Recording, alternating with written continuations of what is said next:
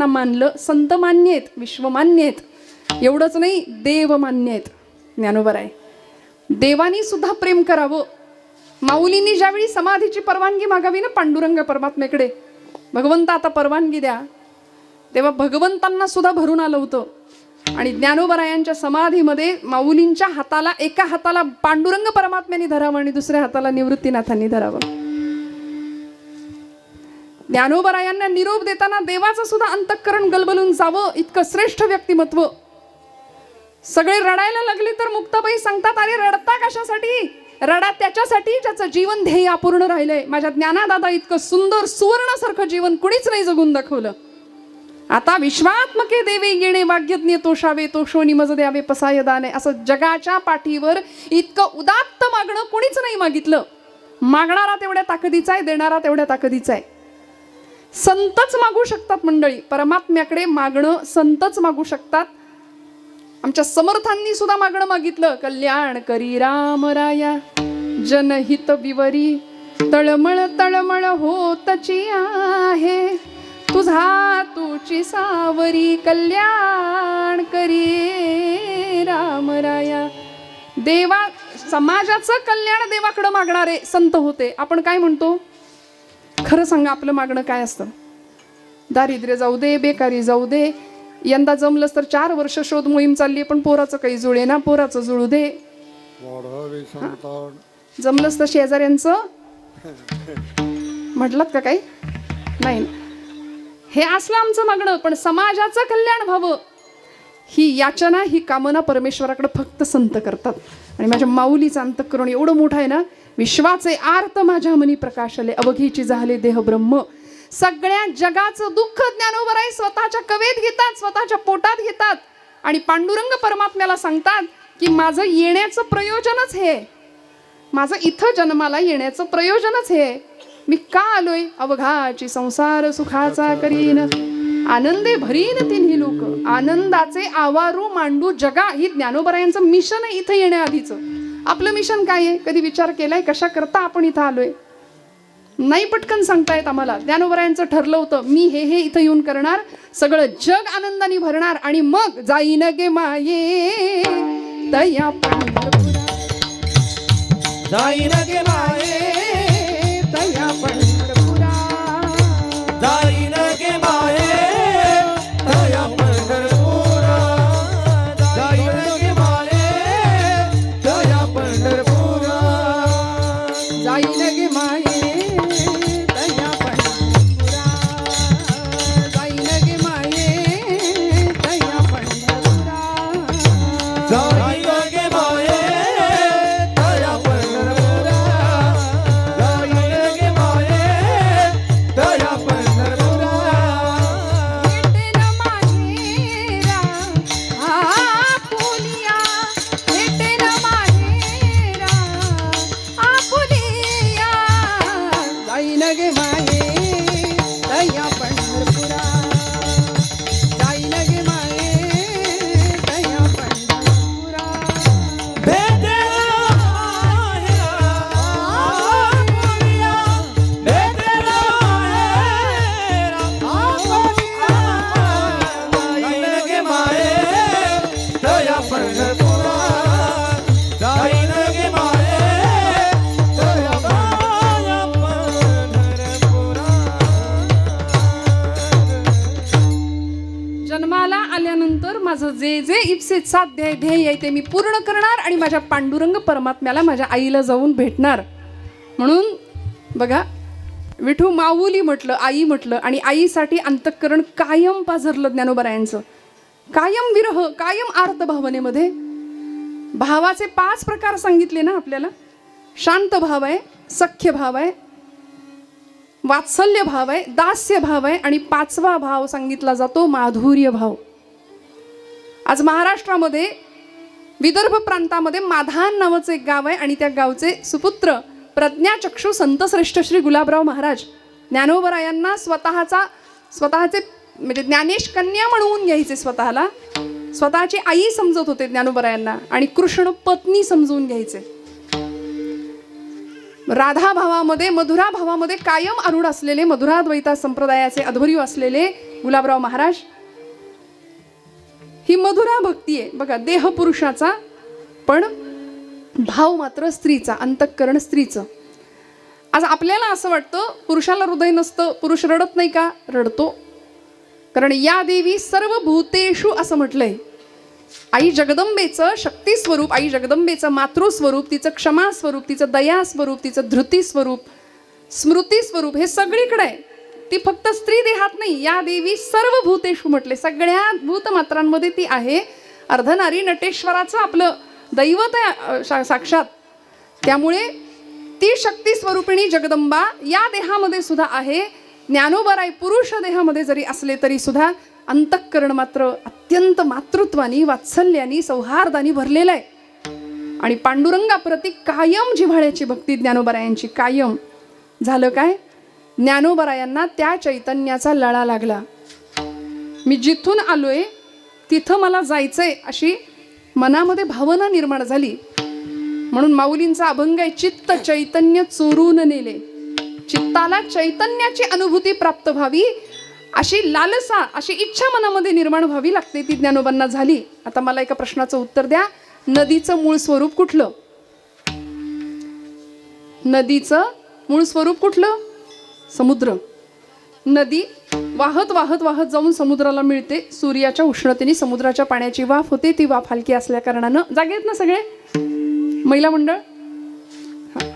काही नाही, प्रपंचात काही नसतं. 2 तास इथेच सगळा आनंद आहे.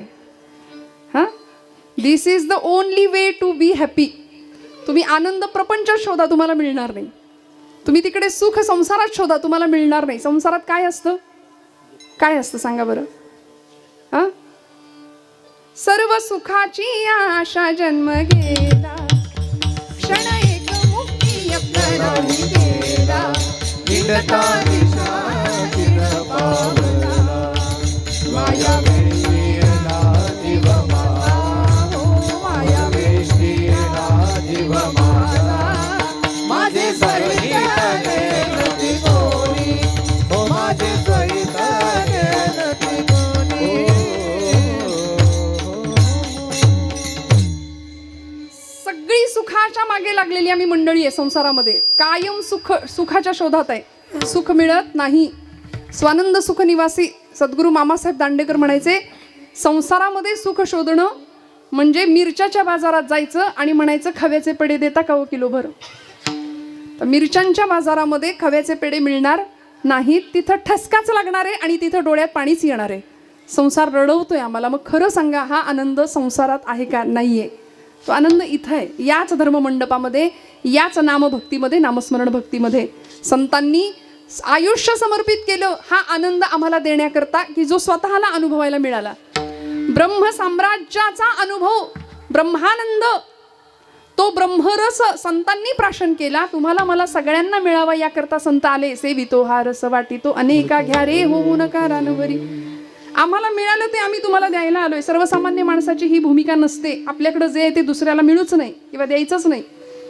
सरकार पाणी अडवा, पाणी जिरवा म्हणतं, आम्ही याची अडवा. खरं आहे की नाही? पटलं की नाही तुम्हाला? आम्ही असंच वागतो. पण संतांचं वर्तन असं नाहीये. अत्यंत आर्तता हृदयामध्ये आहे, अत्यंत करुणा हृदयामध्ये आहे. आणि म्हणून तीच हृदयातली करुणा विरहिणीच्या रूपाने ज्ञानोबरायांच्या मुखातून बाहेर पडते आणि माऊली पांडुरंगाला साथ घालतात अभंगाच्या प्रथम चरणात. जीवितीयाची प्रेम भावा, भावा जीवितीयाची प्रेम भावतिया भावा, जीवितीयाची प्रेम भावा भावा, जीवितीयाची प्रेम भावतिया भावा, जीवितीयाची प्रेम भावतिया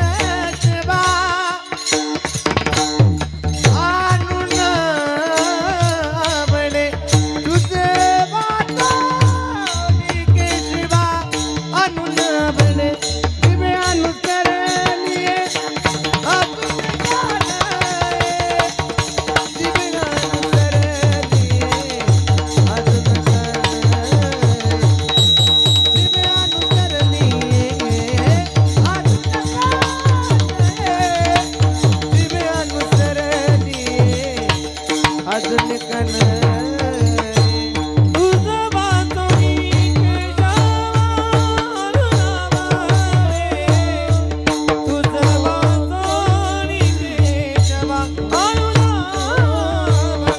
तुझं वाचोनी केशवा अनुराबाणे.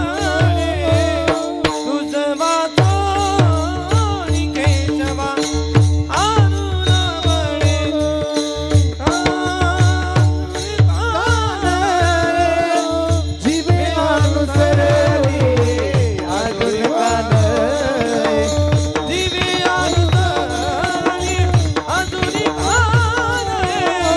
दिवे अनुसरणी अजुनी कानये. हो जीवीचिया जीवा प्रेम बाबाजीना भावा तुझं वाचून केशवा अनुराबाणे. तुझं वाचून केशवा अनुराबाणे. दिवीचिया जीवा प्रेम भावाचिया भावा. तुझं वाचोनी केशवा अनुराबाणे. तुझं वाचोनी केशवा अनुराबाणे.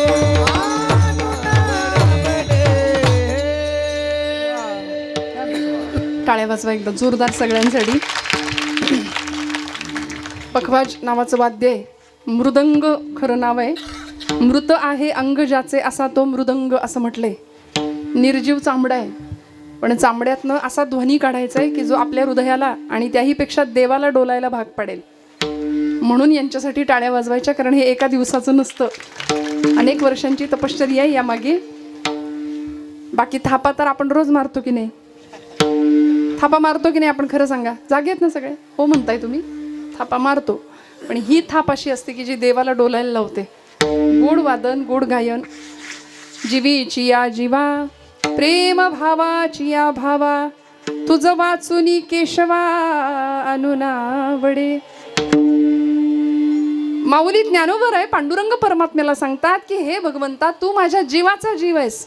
जीवीची या जीवा प्रेम भावाची या भावा. मी कुठल्या भावाने तुझ्याशी बांधलो गेलोय? तर त्याचं एकच नाव आहे प्रेमभाव. आणि ते प्रेम आता आपण समजतो तसं नाही. संतांनी भगवंताकडं प्रेम सुख मागितलंय, बाकी दुसरं काहीच नाही मागितलं. भक्ती प्रेमा विन ज्ञान नको देवा. अभिमान नित्य नवा. तया माझी प्रेम सुख देई, प्रेम सुख देई. काय मागितलं भगवंताकडं? ज्ञानोबराय म्हणतात, भगवंता मी तुझ्याशी प्रेमाने बांधलो गेलोय. तू माझ्या जीवाचा जीव आहेस. भगवंताशी असं नातं जोडावं लागतं. आमचं नातं देवाशी नाही, आमचं प्रपंचाशी असं जोडलं जातं आणि वाट्याला दुःख येतं. खरं सांगा, देवासाठी रडतो का आपण? ज्ञानोबराय रडले नाही रडत. आपण आपल्या संसारासाठी रडतो, आपण प्रपंचासाठी रडतो, सुने मुळे रडतो नाही का, लेकासाठी रडतो. प्रपंचातल्या अन्य कारणांनी प्रपंच संसार आम्हाला रडवतो. आणि संसारी माणसाचं वैशिष्ट्यच हे. दोन संसारी माणसं एकमेकांना भेटली तर ते पहिलं विचारतात, बरं आहे का, कसं काय, बरं आहे का पाहुणं, रावसाहेब काकासाहेब, बरं आहे का. मग पुढचं माणूस म्हणतं बरंच म्हणायचं, चाललंय आपलं रडत खडत कसं तरी. आणि मग विचारणाऱ्याला त्याचं हे तोंड बघून फार बरं वाटतं. ज्यांनी विचारले त्याला समोरच्याचा असा चेहरा बघितला की त्याला फार बरं वाटतं. चला म्हणजे आपलंच बिघडलंय असं नाही, सगळ्यांचंच बिघडलंय. ही संसारी माणसाची खूण आहे. यालाच म्हटलंय संसारी माणूस. म्हणून त्यांच्यापासून काही अंतरावर लांब राहायचं. निगेटिव्हिटी फार वाढवतात आपली. नकारात्मक माणसांपासून लांब राहावं म्हणतात बरं का. मग कुठं जायचं, कुणाजवळ बसायचं? ज्ञानोबराय कुणाजवळ गेले हो? जाऊ देवाची या गावा, जाऊ देवाची या गावा, जाऊ देवाची या गावा, जाऊ देवाची या गावा, जाऊ देवाची या गावा, जाऊ देवाची या गावा, जाऊ देवाची या गावा, जाऊ देवाची या गावा. देव देईल विसावा, देव देईल विसावा, देव देईल विसावा, देव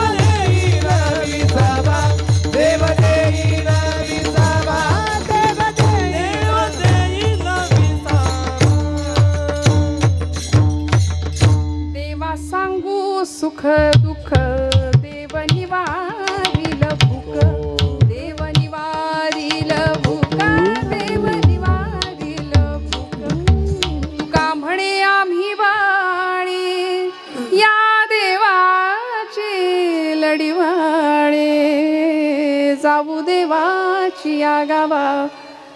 गाव एकच निवडलं संतांनी, देवाचं गाव. विसावा तिथंच मिळणार आहे. क्या बात, वा वा वा.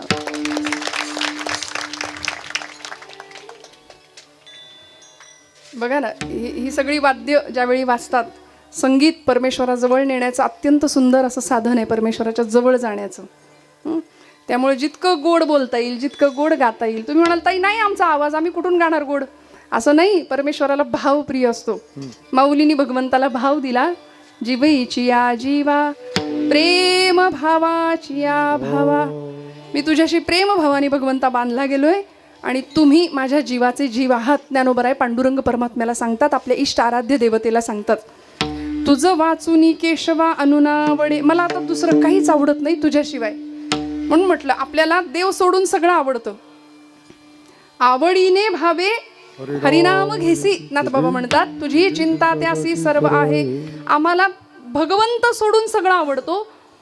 आम्ही म्हणतो देवा प्रपंच माझा, घर माझं, बंगला माझा, गाडी माझी, बायको माझी, तसा तू पण माझाच, असं आपण देवाला म्हणू. पण मीराबाईंचं महत्व कशात आहे बघा. मीराबाई म्हणतात, मेरे तो गिरधर गोपाल दुसरा न कोई. देवा तूच फक्त माझा आहे आणि बाकी माझं कुणीच नाही. ही ताकद संतांची, ही मीराबाईंची ताकद आहे. आपण म्हणतो सगळं माझं आणि तू माझा, म्हणून देवाकडून आपण सगळं मागतो. संतांनी देवाकडे देवाला मागितलं, देव मागितला. ज्ञानोबरायांची परमेश्वराविषयीची आर्तता आणि भाव जो होता ना, तो विरहिणी भाव होता, आर्त भाव होता. काय सुंदर साथ घातली, जीवीची या जीवा प्रेम भावाची या भावा.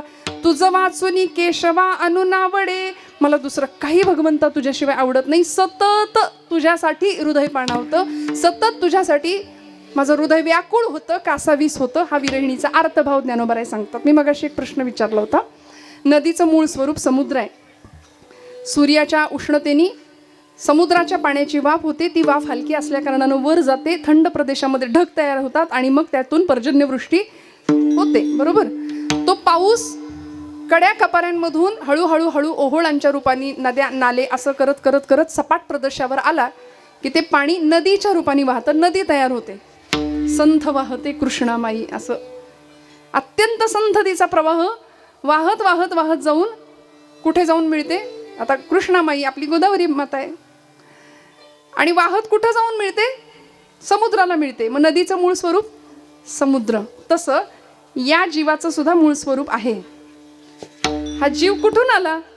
त्या जीवाचा संबंध ज्ञानोबराय सांगतात, ममई वंशो जीवलोके जीवभूत सनातनः मनःषष्ठाणि इंद्रियाणि प्रकृतिस्थानी कर्षति. ममई वंशो जीवलोके जीवभूत सनातन. जन्मजात संबंध आहे, प्रस्थापित संबंध आहे आणि तिसरा संबंध भगवंत स्वतः सांगतात. जीवाचं जन्मजात एक संबंध असतो, आईशी जोडलेली नाळ असते, पण दुरावा येऊ शकतो त्या नात्यात सुद्धा. बापालाच मुलगा विचारतो की नाही काय केलं आमच्यासाठी सांगा, सातबाराच्या उतारावर आमचं नाव चढवा आता आणि सगळं करा, हाडाची काढं करा, रक्ताचं पाणी करा, देहाचं रान, जीवाचं रान करा. खरं सांगा मावशी, कोणी म्हणतं का केलं? सगळ्यांच्या मनाशा आल्या, किती ग ताई, रांधा वाडा, उष्टी काढा, सगळ्यांचं सगळं करा. कोणीच केलं म्हणत नाही. म्हणतं का? खरं सांगा, कुणी नाही केलं म्हणत. ब्रह्मचैतन्य गोंदवलेकर महाराज म्हणतात, आमचे माझ्या रामासाठी थोडं करा, प्रपंचासाठी कितीही करा. प्रपंच केलं म्हणणार नाही, पण रामासाठी थोडं करा. राम लक्षात ठेवतो, परमात्मा लक्षात ठेवतो. त्यामुळे ज्या प्रपंचासाठी आपण रडतो तो प्रपंच आपल्या सुखातही नाही, दुःखातही नाही. म्हणून आम्ही प्रपंचासाठी रडत बसतो. सगळा प्रपंच माझा माझा माझा करत दुःखाला हा जीव कारण ठरतो. जीवाचं प्रपंचाशी जोडलेलं जन्मजात नातं आहे, प्रसंगी ते तुटू शकतं. वडिलां मुलांमधलं जे सख्य असतं ते व्यवहारावरनं तुटू शकतं. भावा बहिणीचं नातं व्यवहारासाठी तुटू शकतं. विधभर जमिनीच्या तुकड्यासाठी एक भाऊ दुसऱ्या भावा, सख्या भावाचा खून करायला सुद्धा तयार होतो, संपू शकतं.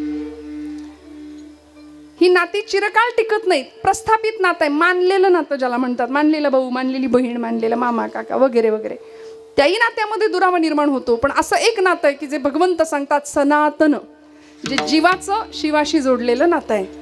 ते कधीच संपू शकत नाही, ते कधीच तुटू शकत नाही. कारण भगवंताचेच आम्ही सगळे अंश आहोत.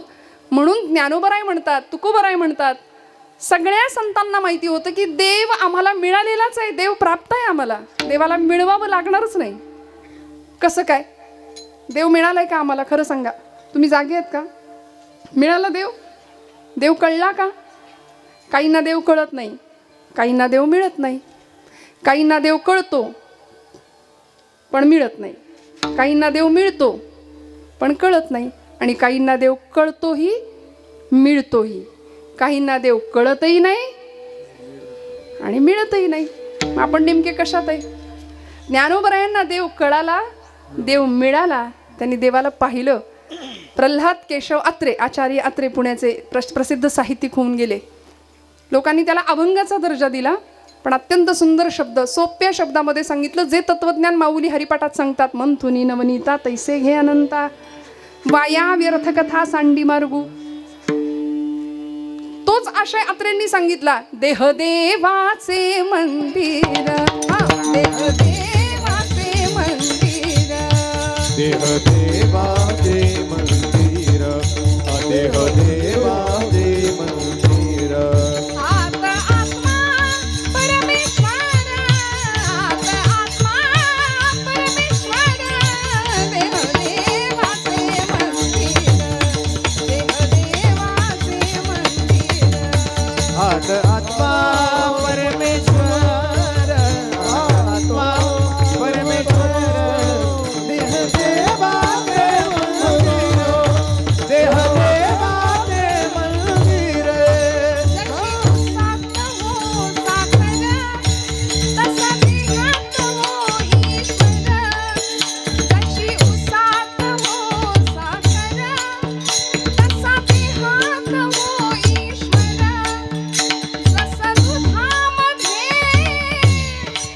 लोणी, जसं दुधामध्ये लोणी, तसा देही चक्रपाणी, देहदेवाचे मंदिर,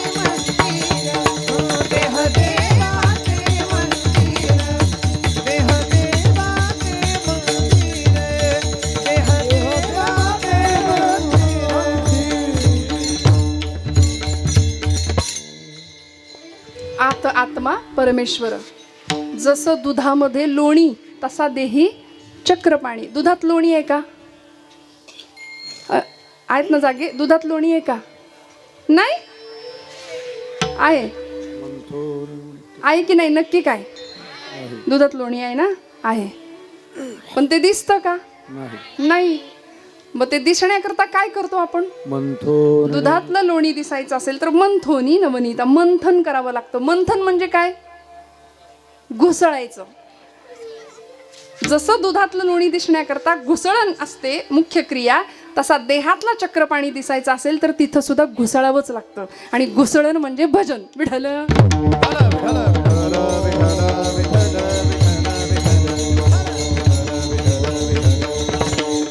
करावं लागेल की नाही भजन? भजनाशिवाय देव कसा भेटेल हो? देहाला भूक लागली तर आपण काय करतो? सांगा ना पटकन, जेवण करून आलात ना सगळे? देहाला भूक लागली तर आपण काय करतो? भोजन. आणि आत्म्याच्या भुकेचं काय? मनाच्या भुकेचं काय? देहाच्या भुकेसाठी भोजन, मनाच्या भुकेसाठी भजन. मग सगळे भजनासाठी आपण असतो, पण काकड्याला सगळे असतात का हो सकाळी? नाही. परमेश्वराच्या भजनामधला आनंद संतांनी घेतला, देवाला आळवलं आणि देव हृदयामध्ये जो होताच मूळचा तो प्रकट केला. देव प्राप्त करायची वस्तू नाही, देव प्राप्त आहे. संतांना माहिती होतं, माऊलींना माहिती आहे देव मला प्राप्तच आहे, कारण मी त्याचाच अंश आहे.